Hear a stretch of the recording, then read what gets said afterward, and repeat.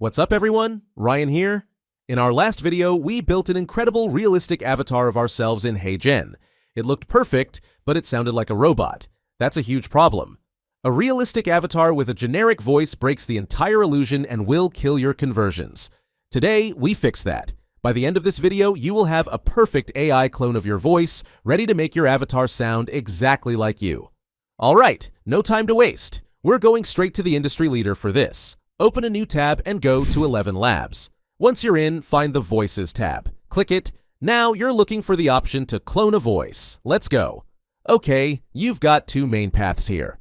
Professional is insanely powerful, but requires a higher subscription.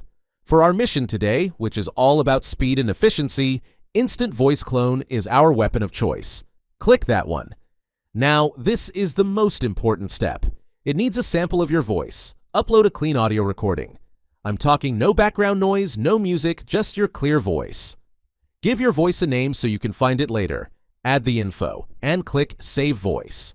Now for the moment of truth. Head over to Generate Speech, type in a sentence, and let's hear it. Beneath the glittering streets of Paris lies something far darker and far older. Boom, that's it. That's your voice, ready to go.